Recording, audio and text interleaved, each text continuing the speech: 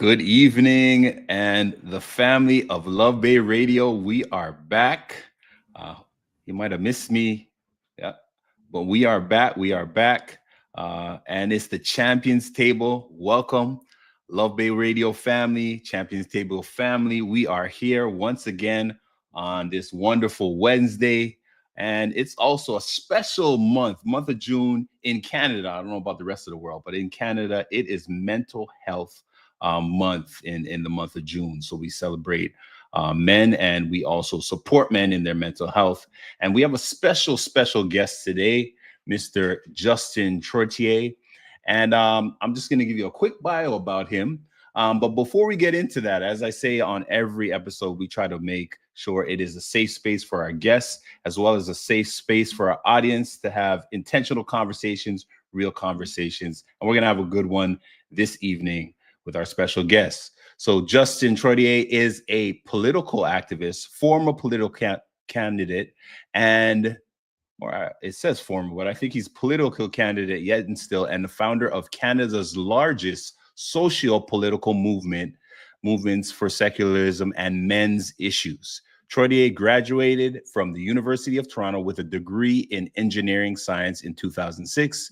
In 2013, Canadian Association for Equality, or CAF, announced plans to build Toronto's first men's center, to be named the Canadian Centre for Men and Families. Justin Trottier now serves as the center's executive director. Trottier has described the center as the hub for men and boys issues for health and well-being of boys. The center opened in downtown Toronto in August 2014 with programs including grief counseling, sexual trauma support, anger management, suicide prevention, fathering, tutoring, and mentorship. Justin Trottier's Canadian Centre for Men and Families serves thousands of neglected families and is responsible for a profound shift in Canadian attitudes towards men and boys. In recognition of his pioneering work establishing Canada's first national charity for boys and men, Justin Trottier, the founder and executive director of the Canadian Centre for Men and Families, CCMF, will receive a King Charles III Coronation Medal from the Governor General of Canada on June 9th, 2025. So that's coming up very soon at a ceremony to be held in the Senate chamber. So let's join me in welcoming Mr. Justin Trottier. Thank you. Yeah, I hope I live up to that introduction. Thank you. You definitely do, man. It's already there. It's written in stone, as they say. Nice. Yeah. So first and foremost, man, how are you doing, man? Yeah, I'm good. You know, it's been a busy time. The Center for Men and Families, we celebrated our 10-year anniversary recently. That's awesome. It seems like every year we continue to expand and we continue to help more families, but also the infrastructure continues to expand so that we can do more. So we've been opening up offices, and recently we've opened up our second emergency residential transition house. So It's a special place where both single men, but also fathers and children can go when they're fleeing family violence or when they're facing other challenges that render them homeless and in need of emergency safe space. It's a place where they can heal, get back on their feet, and then move on with their life. So yeah, it's gone from busy to very busy. Okay, that's awesome, man. So let me start off, and you've already started answering the first question. What is the Canadian Centre for Men and Families? Yeah, tell us, what is it? Yeah, in a nutshell, we are, as you put it, a hub for all things men and boys. And so that is a mental health, and we do a number of programs around suicide prevention, counseling, group support programs. I think we're kind of best known for some of the peer support programs that we do, which empower men to help one another. But we're also involved in areas of violence prevention and providing support to victims of violence, and with a particular unique focus on boys and men who have been victimized in one way or another. We're involved in fathering programs. That's actually how we got started. So in particular, in the context of family breakup, not a lot of programming in that area, but that is obviously a major crisis point when a family breaks up, when there's a possible separation or divorce. How do you keep a father and child relationship strong? So we have programming in that area. And then somewhat more recently, in fact, we've been moving in the direction of programming for male youth. And the reason, quite frankly, is when you look at, both who's committing the majority of acts of violence, but also who's on the receiving end, who are the victims of acts of violence, it's overwhelmingly young males. And Mhm. so we want to do something about that. We want to prevent that. We want to, not just for the good of those males themselves, but also for their families and communities who are obviously impacted by that violence.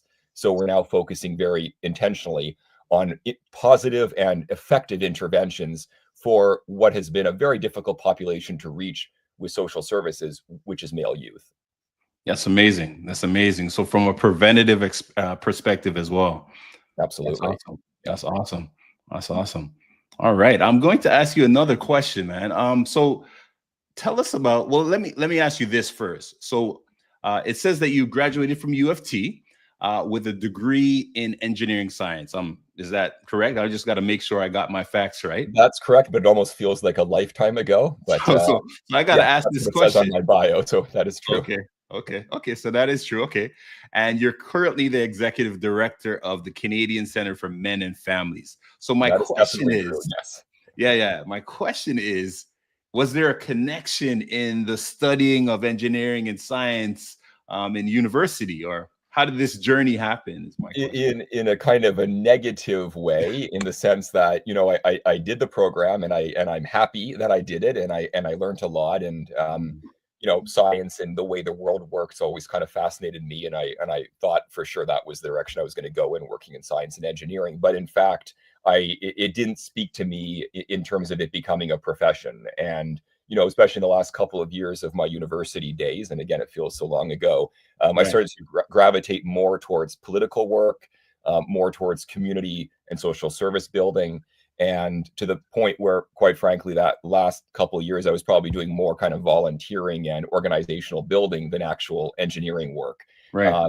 And then right out of university, I moved into nonprofit work and founding charities, and not just the Center for Men and Families, but before that, other charitable endeavors that were related to human rights, civil liberties, that sort of thing. Mhm. And always sort of thought maybe one day I'll get back to engineering, but hasn't yet happened. You never know, but I'm very happy where I'm at now, and I feel like I'm making a difference, and it's very rewarding work. So I Right. have Right. no intention to stop doing it anytime soon.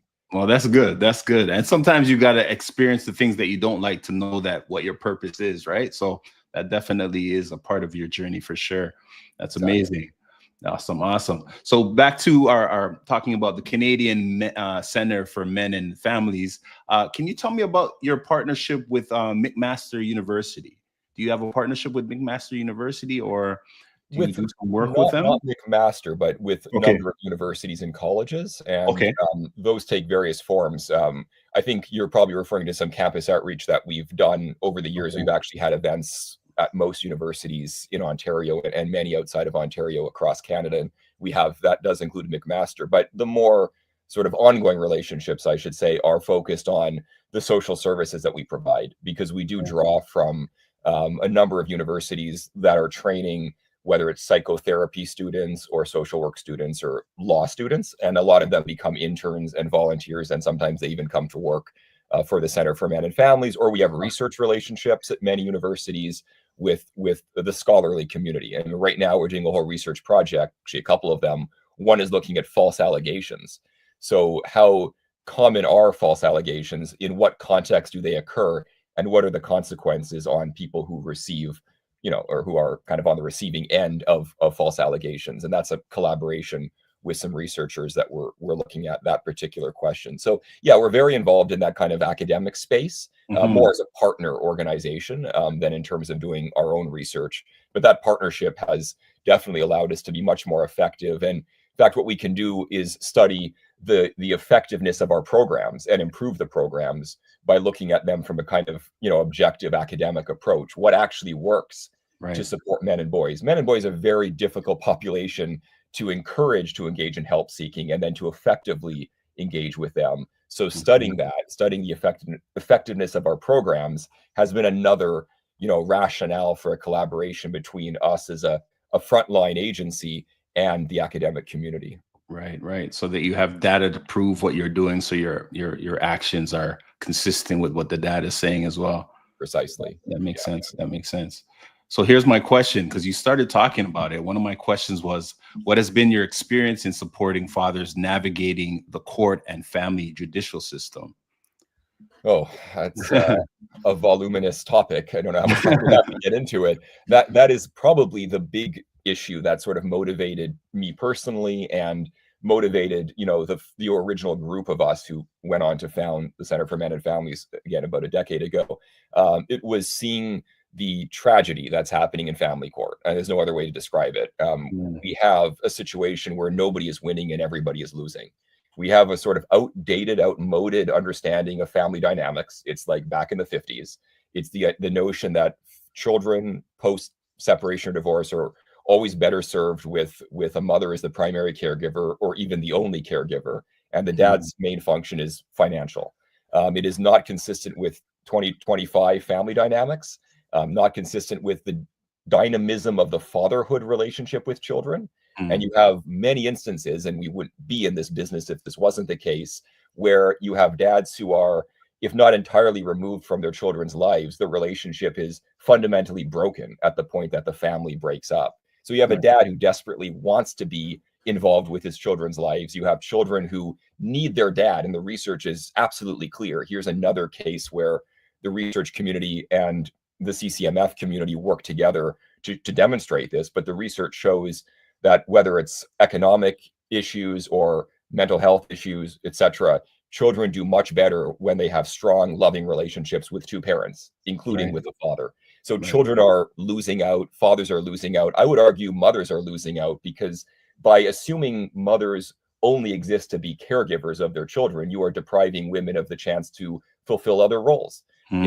You're keeping them from, say, returning to the workforce because they have to be, primary or even sole caregiver. So this outdated way we look at the family dynamic, which plays out every day in tragedies in family court, nobody is winning except maybe family law lawyers.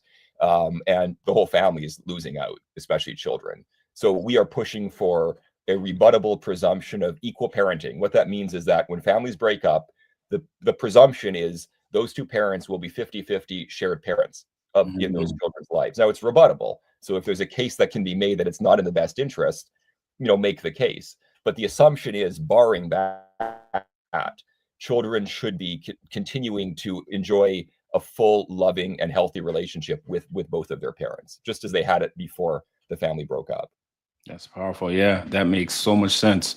And I've heard personal stories of people who have gone through, the family court systems, and it's not as rewarding for men when they go through it, for sure. So my next question would be, so you, as I'm speaking to you, you already are an advocate for men's mental health, but from a Canadian context, what do you think are some of the greatest needs in supporting men's mental health? Well, if your interest is in sort of tackling head on the biggest tragedy, and that would be suicide, people whose lives are lost to mental health, challenges or mental health diseases, whatever you want to call it. Let's look at that just very, clear-sightedly. 3/4 of suicides in Canada are committed by men. Okay, so they're the vast majority of the victims of suicide. I think that those are largely preventable tragedies. I think we need to acknowledge the gendered aspect of suicide and other mental health issues. Nobody is saying, we don't need resources for all populations, gender and dividing populations up in other ways. But, we often are very willing to talk about issues that disproportionately affect women, and we talk about them in gendered language. We almost never do that when an issue disproportionately affects men. I'm just going to say it. Suicide is an issue that disproportionately affects men. In fact, in particular, male youth, where the disparities by gender are even more, striking and asymmetrical. So if we take a gendered approach, then we can start looking at why it's the case that men are more likely to end their lives in this tragic way than women are. And then maybe we can have more effective solutions kind of tailored to the unique issues that men face. So, for example, to connect back to family breakup, when a family breaks up, when there's a divorce, men become 8 times more likely to kill themselves than women do. So the stress is on men. You can see how these issues are so interrelated and complicated therefore. The stress is on men in a family breakup situation are apparently much higher, or at least men don't have the coping strategies, don't have the network to cope with these issues, we should be focusing on that particular vulnerable population. Men going through family breakup should be a priority group for suicide prevention. Right now, I don't even think most people know that that group is particularly at risk, let alone that they're thinking about how to, do something about it. So we're working on, providing supports, legal supports, mental health supports, parenting supports to fathers undergoing this very, high risk, stressful situation of family breakups. That's awesome. Yeah. You're talking about some real issues.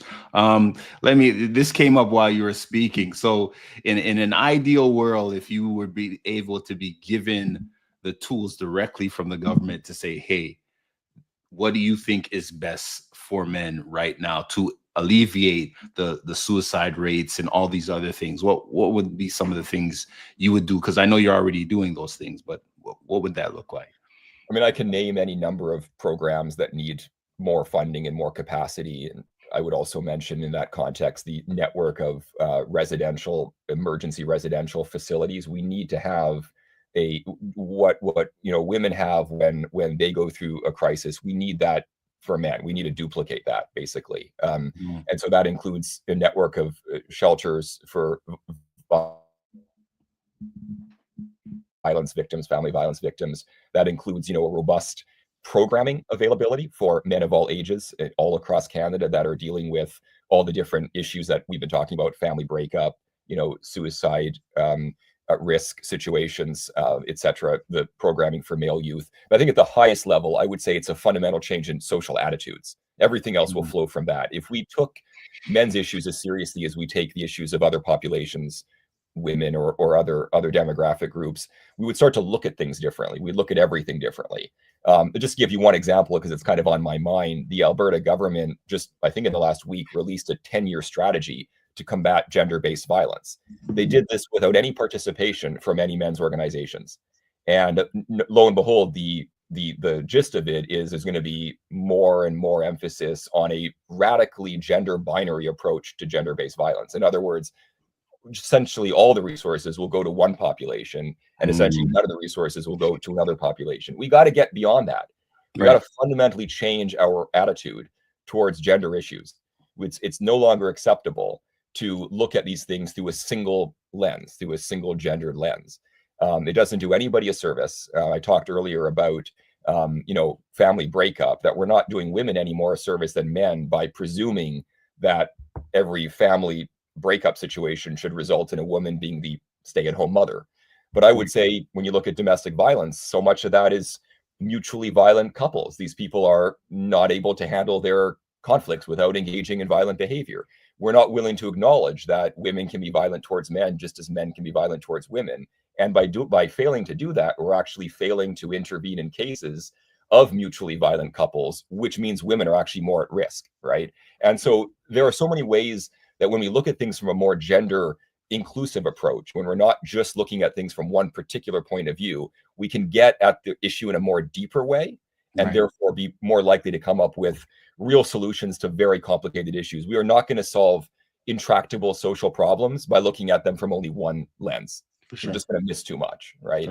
So my advice is, let's collaborate, women's organizations, men's organizations, anybody else who has, who cares about these issues. Let's bring all these different perspectives and voices together. Yeah, that makes so much sense. That makes so much sense, because we're looking at it from two perspectives, and reality is the problem is coming from both sides. So in order to find the solution, you have to look at it and support both sides for sure. Well, I always say we live in a co-ed world, right? We're not segregated, right? Men and women live together. Many of us are married to each other, in fact. And so how did we ever think we could solve these problems by not involving all members of society, by just kind of ignoring the perspectives or the issues of half the population? Of course, we've made less progress than we'd like on some of these issues because we've ignored half the population's kind of input and involvement in integration into solving them. We can do better than that. Right. And I think what you said earlier, in the sense of the perspective of how we see the society, in the sense of men don't need help, right? Or men don't need these supports. They're supposed to, pull up their bootstraps, or if you want to call it that, and figure out the way on their own, or be the person that provides supports, does all those things, but is not given the supports and not given those abilities to really get back on their feet after, the unfortunate breakup of a family. So yeah, that makes total sense for sure. For sure. All right, I'm gonna move on into another question. I was going to ask you here. Yeah, let me ask you this question here. So once again, we wanna thank you because we're hearing that you will this next week, right? Next week you'll be getting the recipient of the King Charles III Coronation Medal. And so my question is, how does this receiving this award help or support the work you do for men? Yeah, no, I appreciate the question. Yeah, it's a real honor and privilege. I'm one of a number of Canadians. It's a fairly big pool that they've selected, and there's many Canadians who have done some really important work, and so the criteria is Canadians of all backgrounds, who have contributed something of lasting benefit to Canadian society. So I'm happy to be among those individuals. And but yeah, I mean, I'm getting this because of my work with Center for Men and Families, right? And so it really belongs to all of us who have been involved in building the organization, and it's an incredible team. I founded the organization with a team of people, and that team has continued to grow. So we've got an amazing leadership, we've got amazing volunteers. It's still very much a grassroots volunteer organization. In fact, a lot of our clients, they come back, they become volunteers. I mentioned earlier the mutual support programs. One of our main category of programming is mutual support. So these are typically men who have been through family breakup, or they've been through domestic violence, or they've been through mental health issues. They're healing. Some of them are further along in their journey, but they want to give back to the community that they come back as volunteers. So it's a large group, it's a growing group, and it's an honor for me to be a part of the leadership of that group. But it really, the recognition belongs to all of us. Now, my thinking on this is this wouldn't have happened 10 years ago. I'm not sure it would have happened just a few years ago. This signals that there is a change happening right now. Now, it's a slow change. It's not happening as quickly as we want, but there is definitely progress that's happening. And I can give you lots of examples of that, where whether it's government decision makers or funding agencies or social service sector agencies that are reaching out to us to partner with us, there's definitely a change in the air. And I think, this recognition, I think, is one symbolic indication that the movement for men and boys is kind of maturing. It's gaining mainstream acceptability, and to be among the group of people that are getting this award, it shows that the cause that I represent is part of that larger fabric of the social movements that make Canadian society progressive and vibrant. So again, it's a real honor, and yeah, we're definitely hoping that this will bring more attention to these issues, and that progress will continue to be made as a result. Yeah, that's awesome. Yeah. So you talked about two things. I want to touch on the mentorship portion, because it seems like there's a mentorship portion within your within the Canadian Center for Men and Families. How does that look? Yeah, so I mean, we've been doing this sporadically for a number of years, but the real focus now for us is male youth. A lot of our programming had really focused on, I guess, middle-aged males who are more likely to be dealing with, say, family breakup. But we've been part of a Toronto police initiative for a number of years called the Focus Program. And what basically happens is the police bring together community agencies, many of them, dozens of agencies, and they deal with high-risk situations in different neighborhoods in Toronto. Now, it turns out police all over Canada have versions of this program, and as we grow nationally, we're now involved with police agencies all over Canada. And as we do this, the police are continuing to come back to the Center for Men and Families with families that they're not sure how to support.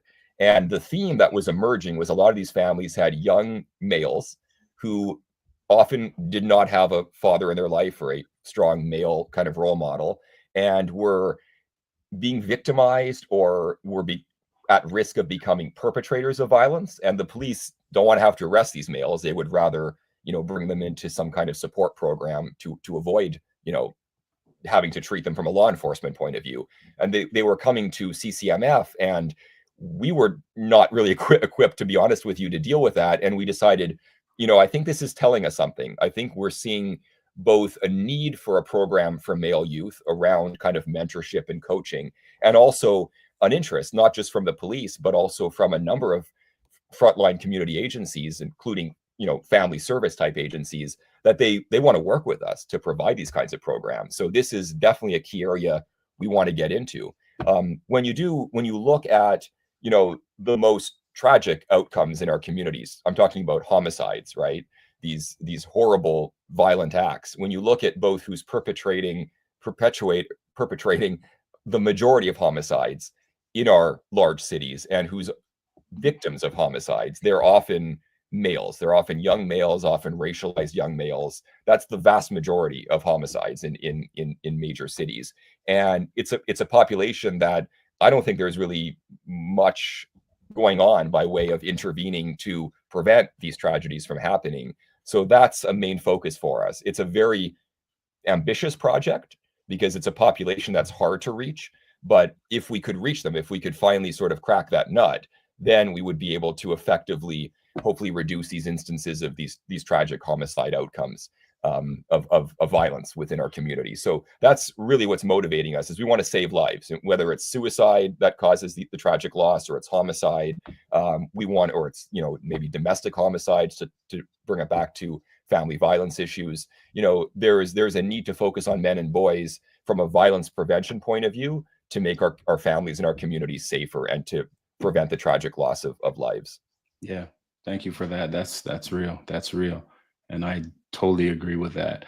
We seem to have a caller on the line who probably has a question for you, Justin. This will be my first time doing this. So how do we bring the caller in so that they can ask the question? Can we do that?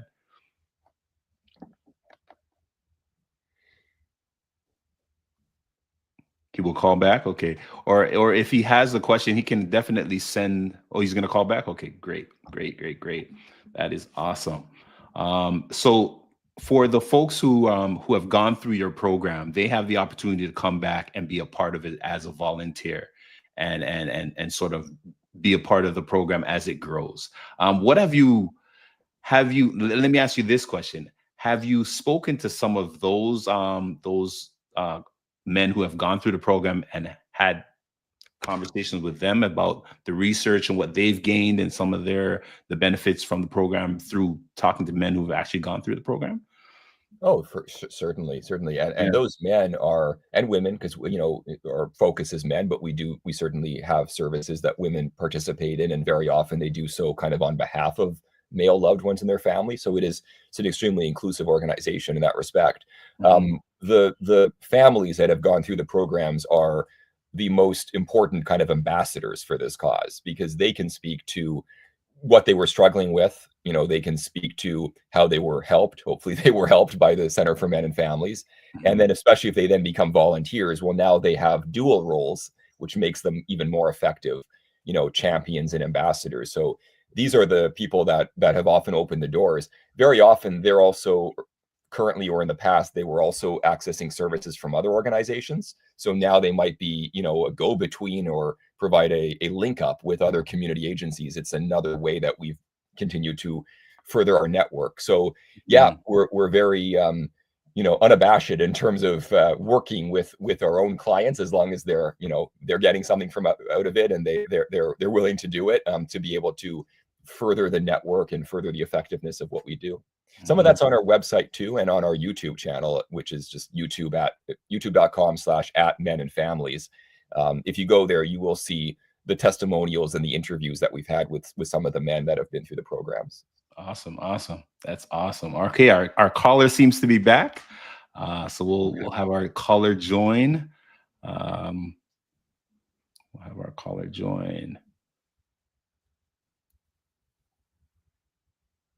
Lost him again. Okay.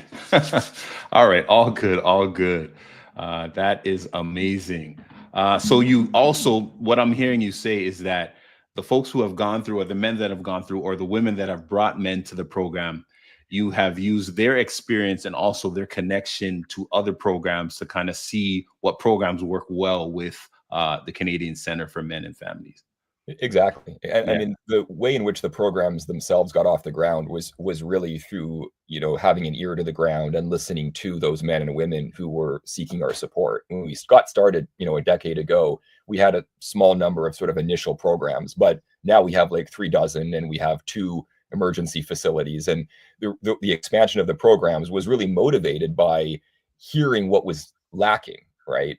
Right. From those families that were coming to us. And also we would talk to other agencies, and they would tell us, hey, we have all these clients we can't support because program X is missing. Maybe you could build one to deal with that particular gap. So we've always been in the business of identifying where are the largest gaps in services for men and boys, which gaps would we be able to fill and would have the most positive kind of bang for our buck if we were to fill them. And at this point, we've expanded, to being involved in many different areas. But the shelters are a good example of that, because we did not anticipate that need originally, but we just kept hearing from families that had been in crisis either at the time or in the past, that they could have used an emergency facility, and that's what led us to set that up. But another example is we have a program that we're very proud of called Survivors of False Allegations, which may be the only such program in Canada. It's a support group for people who have faced false allegations. And again, that program is a direct result of hearing again and again from mostly men, sometimes women, that they suffered, just ruined their family, ruined their jobs, these false allegations. So we decided to design a program to respond to that. Yeah. And can you tell us a little bit more about that program? Yeah. So, there are many contexts in which these happen, but the primary one is again family breakup. This is a function of the way the family court system is set up, incentives and disincentives. There is kind of an incentive to get ahead in a family court proceeding by making allegations against your partner, whether they're true or not. And we know that this happens frequently. In fact, we commissioned a research project to survey Canadians to understand how often it happens and what the consequences are. So we'll be releasing that later this year. But suffice it to say, these are, again, tragedies. And I've used that word before, but I intentionally use that word to underscore what's happening here. We have families who are being ruined. We have relationships between parents and children being eviscerated by false allegations. And so this is an area that we need to be much more involved in, both in terms of delivering social services, and then from a justice point of view, looking at, reforms to our justice system that balance the rights of the accused against the rights of victims, right? It's a balancing act. We're obviously, you need to get that right. But there's been very little focus on the fact that false allegations is a form of victimization, right? We don't see it through that lens, but it's ruining people's lives. And sometimes it even leads to suicides, frankly. So we need to understand and characterize how prevalent it is and what the tragic consequences are. And at least for now, we're providing what we can by way of some support programs that are kind of legal in nature and also mutual support in nature as well. Mm-hmm. And you're saying currently, right now, someone can go into a family court and fabricate everything, and there's nothing necessarily being done because in that sense. Well, it's very hard, first of all, to prove it was a false allegation. It becomes basically a he said, she said. And again, because our family court's still stuck in like a 1950s mentality, well, one gender is more likely to use false allegations because the incentives are on that side. I don't want to kind of say more than that, but it's not that one gender is, more likely to make things up. It's just the incentives favor it to be done more often by one gender than the other. And so it ends up that fathers are more likely to suffer on the receiving end of false allegations and more likely to have the false allegations believed because of people's mindset about who's more likely to, commit violence or family violence and that sort of thing, or neglect their children. So you have this intersection of people's outdated understandings of fathers and mothers, plus a set of incentives built into the flawed family court system, plus the already kind of high stakes winner take all structure that we've created in our family courts. It's a toxic brew, and it does result in often dads being on the receiving end of false allegations and then finding that they no longer have a relationship with their children who they love more than life itself. So I can't tell you how many tragic stories we've heard that fit that kind of profile. Yeah, that makes sense. So let me ask you this question. For a man who is in this situation right now, who needs that support, walk me through how he could gain that support from Canadian Center for Men and Families. Well, we've tried to simplify this as much as possible. So if you go on our website, menandfamilies.org, giant register button, go there. All the programs are described, very simple registration form. You will get, somebody will get in touch with you from our intake team, within like a day. So the demand is overwhelming and our resources are underwhelming. And so we're always sort of trying to catch up in terms of we expand our programs, we expand our clientele, but we don't get government funding or extremely little of it. And, funding in general is difficult when you're a men and boys organization. So there's always this mismatch. Right. Nevertheless, we do our best. We support thousands of families, and we're continuing to grow our capacity. But our sort of goal is to be as quick as possible when somebody is in urgent support. We do operate these crisis centers, these two crisis facilities, one in Calgary, one in Toronto, and those operate, they're available 24/7.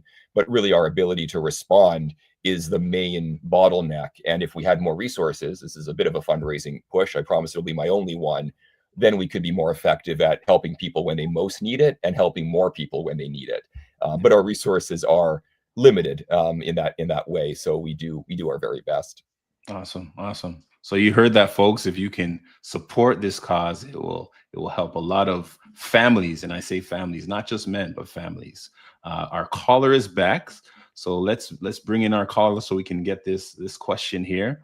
Third time's a charm. Exactly. Welcome, caller. If you can say your name and welcome to the Champions Table and just tell us what your question is, please. I'll give it a second here. This is the first time for me too, so I want to see how this goes.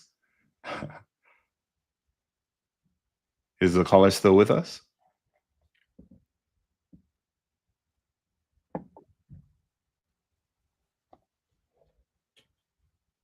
I'm going to ask one more time. Is the caller still with us? All right. We'll continue our conversation until I hear otherwise. So what policies and laws do you think specifically could shift this, because you talked a lot about this mentality or this mentality we have in the justice system in Canada, and not just Canada. I think this is all around the world right now. But what policies here in Canada could shift this dialogue and shift the thinking? Yeah, and again, like a question that I answered earlier, I can and I will in a minute name a bunch of specific policies, but fundamentally we need to kind of restructure the way government treats gender, right? Like we have a status of women officer, I think it goes by other names now. There's nothing like that for men. Right. We need something like that at a government level. We need like a caucus for men and boys. We're actually trying to build that. That's coming along within the federal government and local provincial governments as well, because there are many issues, right? And we need a long-term strategy to deal with men and boys. But since you asked, I mentioned equal parenting, a rebuttable presumption of equal parenting when families break up. That's our flagship legislative project. It has been for many years. It will be until that's the law. The other one that's related in terms of family dynamic is something that's a bit obscure, but it affects actually a lot of low-income families, and that's the Canada Child Benefit. So a lot of people, who are in the low income bracket, they know exactly what this is for everybody, everybody else. I'll explain it. It's essentially a government supplement that's provided to low income families to help them with the cost of childcare. Now, most people don't know the law is actually written in such a way that the government is officially presuming that mothers are the primary caregiver of every family. It's literally written into the law that the mother will be presumed to be the primary caregiver. And it's so bizarre.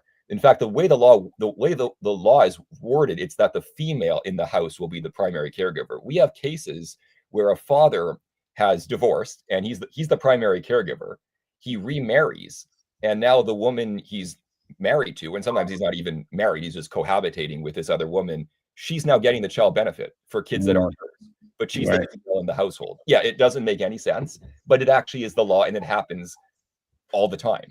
So we have dozens of fathers that we've met, obviously through our programs, who are signed on to some kind of legal action to challenge this. It is not constitutional. It is not consistent with basic equality of the gender provision. So there's the Income Tax Act, in our opinion, is not consistent with the Constitution of Canada. That's a problem.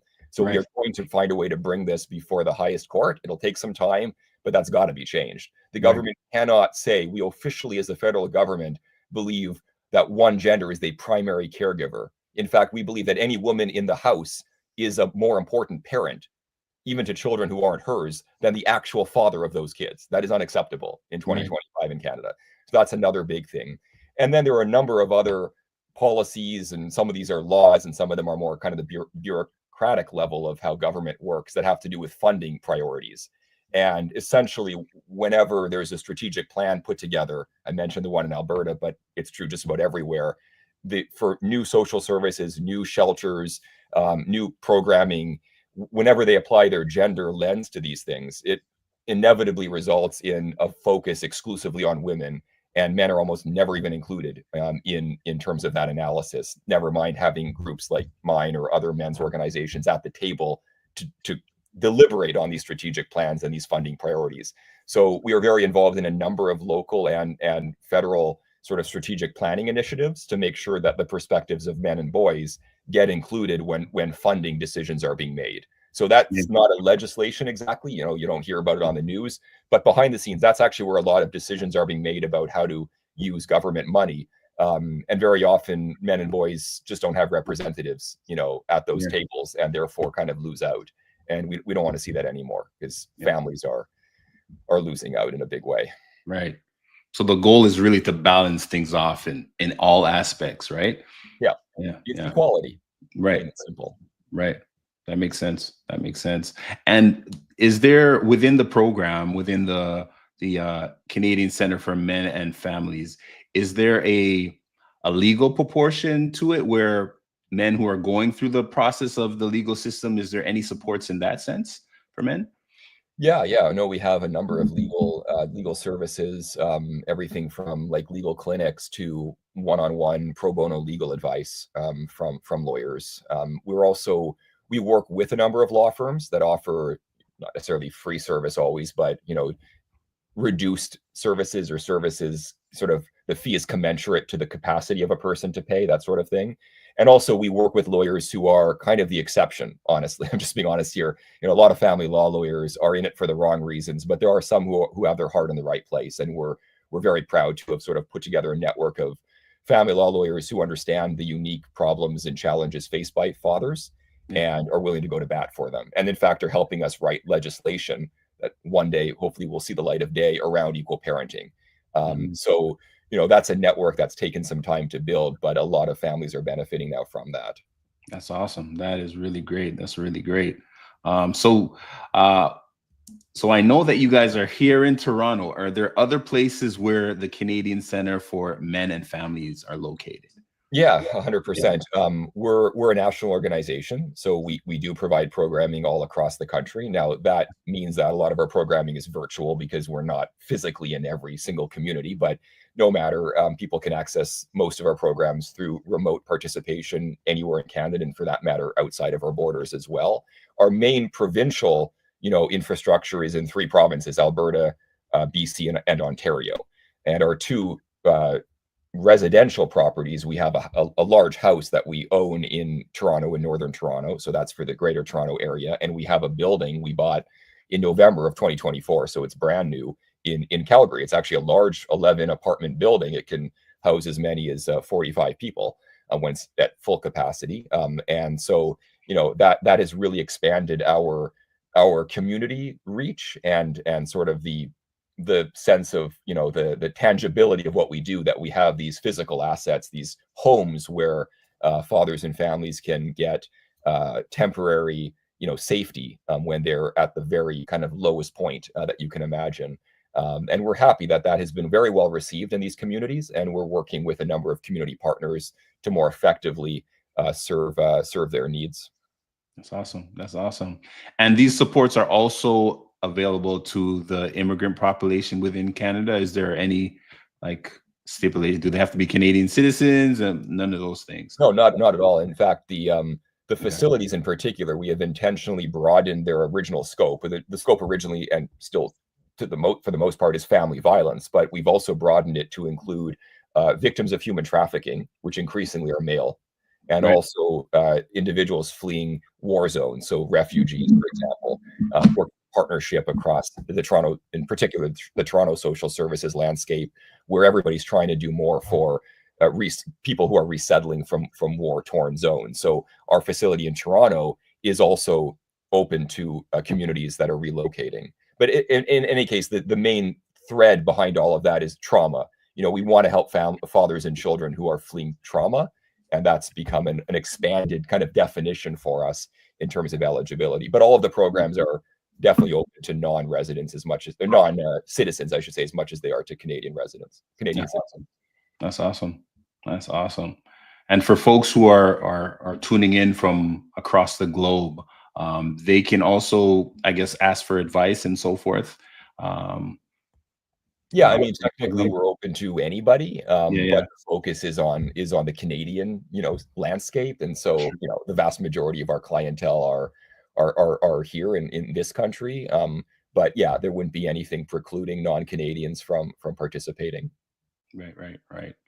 I know the change happens one place and it can trickle into other parts of the globe. So that's definitely something we look forward to, because this change needs to happen not only in just this country, but definitely, south of the border and other parts of the world as Sure. well. Yeah, for sure. And what's for me is getting contacted by other agencies well beyond Canadian borders. That or organizations or individuals who want to start organizations, they like our model.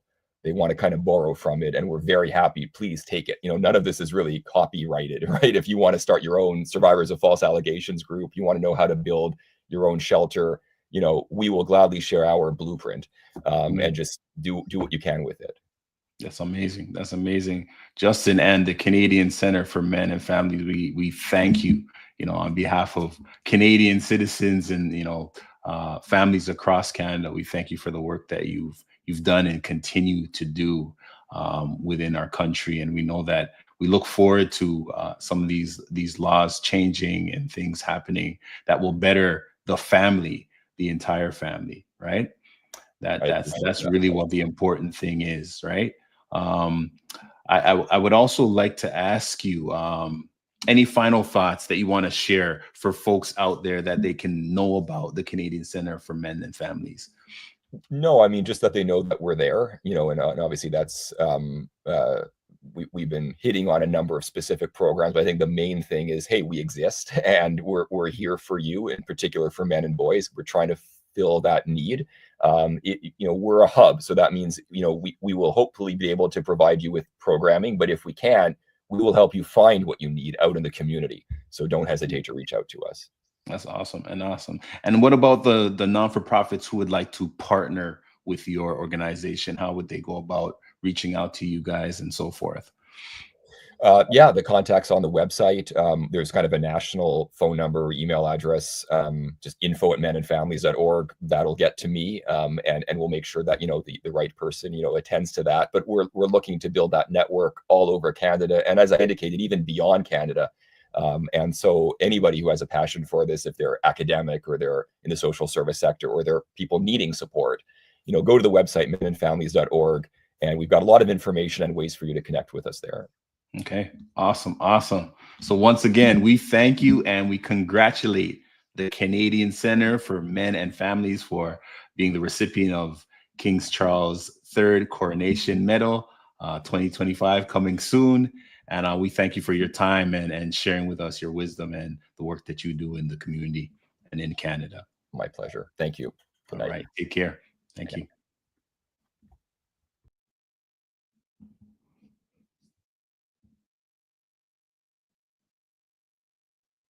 All right, folks, we thank you for being here. The Love Bay community, Champions Table community, thanks you for being here. And as we always say, men talk, women talk, but the truth can't lie and the truth will set you free.